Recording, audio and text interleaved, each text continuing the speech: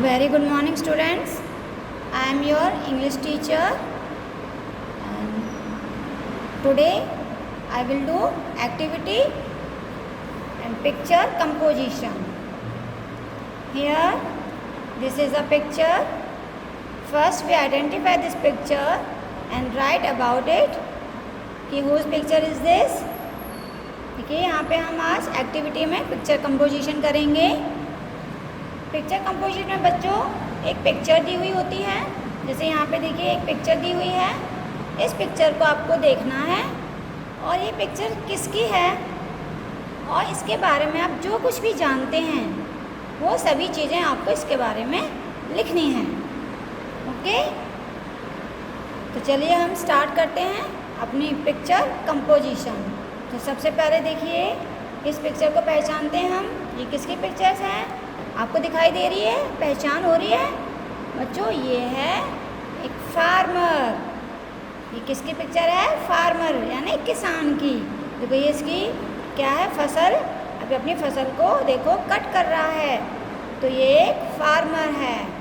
तो सबसे पहले हम क्या लिखेंगे? देखिए this is a picture of a farmer. ये एक फार्मर की पिक्चर है. अब फार्मर हमारे इंडिया में तो बच्चों बहुत सारे होते हैं. तो हम लिखेंगे farmers of India are called the अन्नदाता.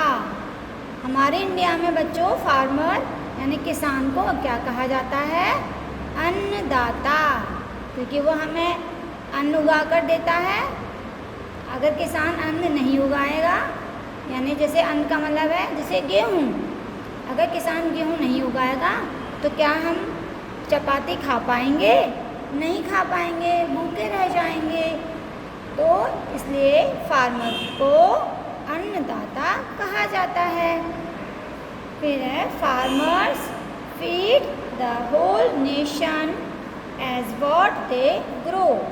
देखो जो भी किसान उगाता है उसे होल नेशन यानी हमारा पूरा राष्ट्र क्या करता है? खाता है. यानी किसान पूरे राष्ट्र को अन्न देता है खाने के लिए. तो क्योंकि किसान देखो बहुत सारी चीज़ें उगाता है. गेहूँ, चावल, गन्ना, दाल, मसाले, बहुत सारी सभी चीज़ें उगाता है. और ये सभी चीज़ें हम मार्केट से खरीद कर खाते हैं. अगर किसान खेती करना बंद कर दे तो बच्चों हमें कुछ मिल पाएगा? नहीं, हम भूखे रह जाएंगे और कुछ दिनों के बाद धीरे धीरे मरने लगेंगे. तो जो किसान हैं वो जो भी उगाता है उसे होल नेशन का मतलब होता है पूरा राष्ट्र उसे खाता है. यानी किसान हम सबको खिलाता है.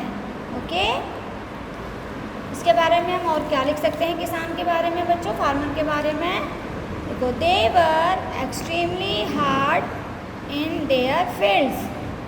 मतलब अपने खेत में बहुत ज़्यादा मेहनत करता है.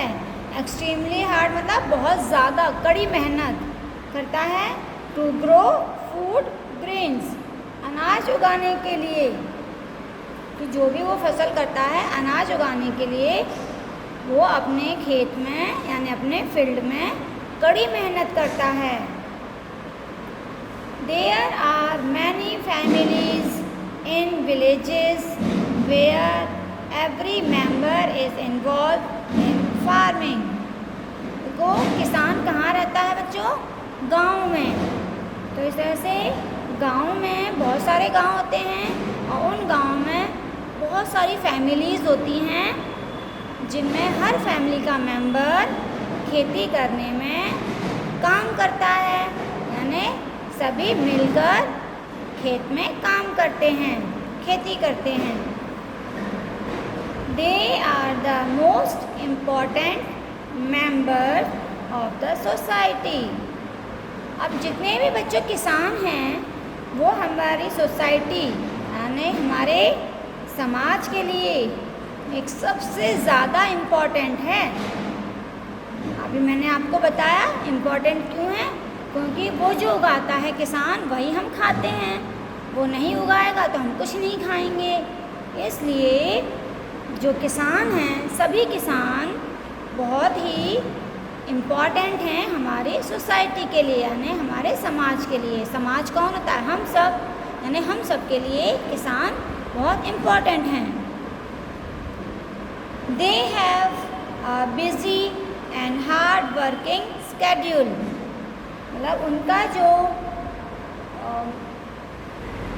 स्केड्यूल होता है, यानी कि उनका जो एक तरह से टाइम टेबल होता है, वो बहुत ही बिजी होता है और हार्ड वर्किंग, यानी बहुत ही मेहनत वाला और बहुत ही व्यस्त रहने वाला उनका शेड्यूल रहता है। यानी कि सुबह वो जल्दी उठते हैं, पूरे दिन काम करते हैं, फिर रात को सोते हैं, फिर सुबह फिर जल्दी उठते हैं। तो उनका पूरा दिन कड़ी मेहनत करने में और बिज़ी रहने में ही निकल जाता है।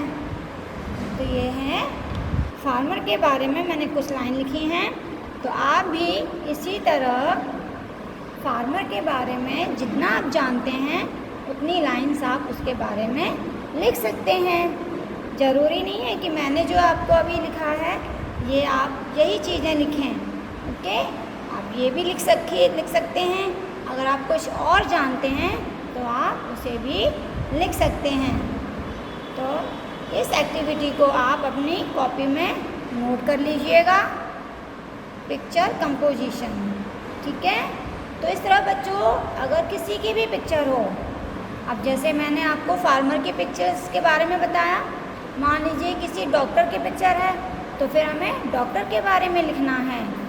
डॉक्टर के बारे में हम जितना जानते हैं, वो क्या करता है, कैसे करता है ना, हर चीज़ हम जितना भी जानते हैं वो सभी बातें डॉक्टर के बारे में हम लिखेंगे।